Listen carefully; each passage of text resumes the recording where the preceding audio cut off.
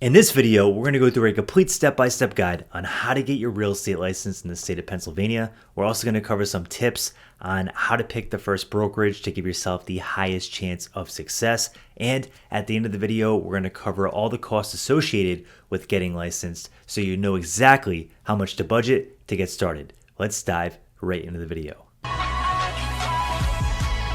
My name is Chris with the Empire of Real Estate YouTube channel. On this channel, we talk about real estate, personal finance, and entrepreneurship. Before we get started, I want to offer you our free How to Get Licensed and Start Your Real Estate Career Guide. If you want to get your copy, there's a link down in the description below where you're able to download it today. Everything inside this video, plus a little bit more, is inside that guide, so I hope you enjoy it. Oh, and by the way, before we get started, if you enjoy the video and you get value from it, smash that like button because it does help the channel grow and we really appreciate it. Before you can start this process, you're going to have to meet a couple basic requirements. In the state of Pennsylvania, you must be 18 years old or older, and you must have a high school diploma or a GED. The very first step is going to be completing your real estate pre-license education classes. And in Pennsylvania, you're required to complete 75 hours of state-approved pre-license education classes. And yes, I know, 75 hours sounds like a lot of time to spend in a classroom. And it is, you're right, especially if you have a crazy busy 9 to 5 or you're just busy in general. Because of this, we suggest you check out Colibri Real Estate School. They offer these classes online and that makes them super convenient and the students really love it. So if you want to check out different sales and discounts, there's an affiliate link down in the description below where you can check that out. Once you complete your 75 hours of real estate pre-license education classes, it's time to schedule your exam. But I would put the brakes on it just for a week or two so you can take some time to prep yourself to give yourself the highest chance of passing. I want to give you a couple basic tips that I would use if I was taking this exam all over again. The very first one is I would time block a week or two in between the time you finish your classes and the time you take the test to study. And what I would do during this time is I would read through the textbooks and I would spend an hour each night reading through the textbooks, absorbing as much information as possible, and really learning the material that you learned in your real estate school and kind of doubling down and make sure you really know all of it at a deep level. The second thing I would do is I would find a real estate study buddy. Finding somebody to practice this with, somebody that you can maybe do flashcards with and quiz each other will make things a lot more fun and a lot more interactive. And if you're having fun, you're probably going to be learning a lot more, which will give you a much higher chance of actually passing the test. If you can't find a real estate study buddy and the textbooks are just really boring or reading the content online is really boring and you're not really digesting a lot of it because it's just not exciting or interactive and you want something that's a little bit more interactive, I would highly suggest you check out Prep Agent. I use Prep Agent to pass my exam and it's a interactive test-like simulation tool that you can quiz yourself on. It will tell you if you're getting things wrong, if you're getting things right, and it's a great tool to study with, and it gave me the confidence to pass my real estate exam. If you want to check them out, there's an affiliate link down in the description below as well for that, and I highly recommend it. Once you feel confident that you're ready to pass, it's time to schedule your exam. In Pennsylvania, the exams are taken with Pearson VUE testing centers, and they're a third-party company that conducts the test. You can go on their website or give them a call to schedule. I would give them about 24 hours notice, and when you actually do show up on test day, you're going to want to bring a basic non-scientific calculator and 2 forms of identification to get in on test day. Once you get into the testing center, you're going to notice that the questions are multiple choice, and that's a good thing. But don't rush through the test because the questions can be a little tricky, and if you rush through, you might get things wrong that you actually know. Make sure you read each question multiple times before you submit your answer. You have plenty of time, and the majority of people actually finish the exam early, so rushing through it won't do you any good. In fact, even if you take your time, you're probably going to finish early anyway. Once you complete the exam, you're not going to have to wait too long, and that's the good news. You're going to find out right away if you passed or if you failed. Now, if you did fail the exam, it's okay, because a lot of people that are successful in this business actually failed the exam the first time around. It doesn't mean you're going to be a bad real estate agent. It just means that you need to go study a little bit more and come back and give it another try. And the thing is, you do have to pay another fee, but it's not the end of the world. It's not super expensive, and at the end of the video, I'm going to go over the fees with you to take the exam, and you'll see that it's not a big deal. Now, if you did pass the exam, it's time to pat yourself on the back because this is a huge accomplishment. a lot of people failed the exam, and you're well on your way to getting your license. So this is a big deal. Take a step back, pat yourself on the back, and you're doing an awesome job. The next step is completing your background check. So you're gonna have to get your background check done and fingerprints done. And essentially they're just looking to see if you have anything on your record, like felonies, that would prevent you from possibly getting your license. So if you have this on your record, I would check with your real estate commission ahead of time and see if they're going to allow it or make an exception. But just know you're gonna have to get a background check and fingerprinting done before you actually get licensed. The next step is finding a sponsoring broker. Now, this is pretty easy because as a new agent, the majority of brokerages will take you on because they're paying you 100% commission in most cases, and it's relatively low risk. Now, for you, it's a very big decision because 87% of agents fail out of the business within their first couple years of being in.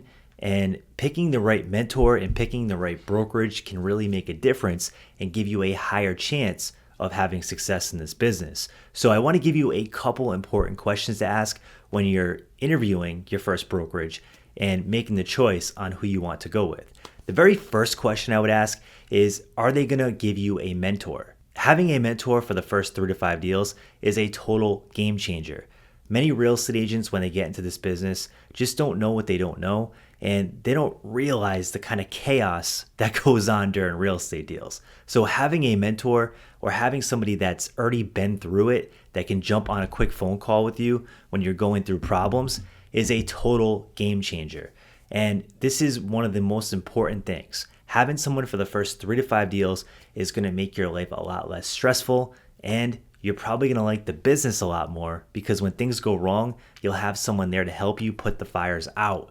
And that's an awesome thing. The second question I would ask is if they have a training program in place for new agents. Now, don't confuse this with a mentor. Having a mentor is somebody that's going to guide you through things, guide you through challenging situations, but they're not going to be there every single day because a mentor probably already has their own real estate business they're running, and sitting down with you every day probably just won't be possible if they're already a successful agent. So I would ask if they have a training system that's basically going to take you from day one of getting your license and coming in the office all the way to building up to having a successful real estate career. Having something like this can be a total game changer because even myself, when I first got licensed, I walked into the office and I was like, what do I do? I don't know what to do. I don't know what's right. I don't know what's wrong. I don't even know anything. I have no idea what's going on. And most agents face this when they first get licensed. They walk into this career, they're super excited, but they just don't know what steps to take. And a lot of the people in your office might not want to give up their best secrets, or they just might not have time to train you. So having a training system that can guide you from step one to, building a successful career can be a total game changer, and it can really help you throughout the day-to-day of, kind of launching your business and getting it off the ground. The third question to ask is, how are you going to generate business? Asking this question to a broker is a super important question because as a new agent, one of the biggest challenges they face is they just don't have any business. And if this goes on for long enough, you're not going to be able to keep your business open because it's not going to be generating income and you're not going to be able to pay your bills. And that's going to force you to go back to your job or whatever you were doing beforehand to make an income. So asking this question up front is very important because some brokerages are going to say, call your friends and family. This is called SOI marketing, and some train it at a really high level. I even know agents that have built 6-figure businesses doing this method alone. And then there's other brokerages that operate more as a team. They might provide leads, they might provide trainings, they might provide marketing, they might do all this stuff. They might have video marketing in place. They might buy leads. They might convert the leads for you through an ISA. There's all kinds of things that can go on, but you want to ask these questions ahead of time and see which one is the best fit for you because everybody's going to want to build their business in a different way. And asking these questions up front and making sure that you're in alignment with the brokerage and the mentor that you're going to have is a very important thing to do. Oh, and by the way, I am looking to partner with agents out in Pennsylvania. So if you are interested in partnering with me over at Team Power Unit, there's a link down in the description below to jump on a 30-minute Zoom call and we can see if it's a good fit. or maybe it's not, and I can just give you some tips on finding your next brokerage. So be sure to check that out. Once you find the perfect sponsoring broker, it's time to apply for your license. So you're going to package up your pre-license education classes that you completed. You're going to package up your past real estate exam and your past background check, and you're going to apply for your license. Once you hear back and you get that back in the mail saying that you're approved, you're going to take that, you're going to hang it with the sponsoring broker that you chose, and your business is off the ground. You're officially licensed. So very exciting time, but I do want to go over the costs because I know this is a very important part of this, and budgeting to get this done is a big deal. The very first thing that I would budget for is your pre-license education classes. So the 75 hours of pre-license education, I would budget between $300 to $600 to get this done. Next, you're going to have your background check fees, which I would budget between $50 and $100 to get this done. Then you're going to have your exam fee, which I would budget about $100 to get this done. And then you have your licensing fees, which are about $107 with the Pennsylvania Real Estate Commission. Last but not least, I would budget between $200 to $500 to get started with your first brokerage and get E&O insurance. So all in all, as you can see, it's not that expensive to get started. The hardest part is doing the work, taking the pre-license classes, and passing your exam. So if you're going to get your real estate license this year, drop it in the comment section below. I would love to hear from you. And if you have questions about getting licensed, drop that in the comment section below as well. I'll do my best to get back to you. And if you like this kind of content for real estate entrepreneurs, definitely smash the like button and subscribe, because we come out with useful content on a weekly basis, and I think you'll enjoy it. Thanks so much for tuning in, and have an awesome night.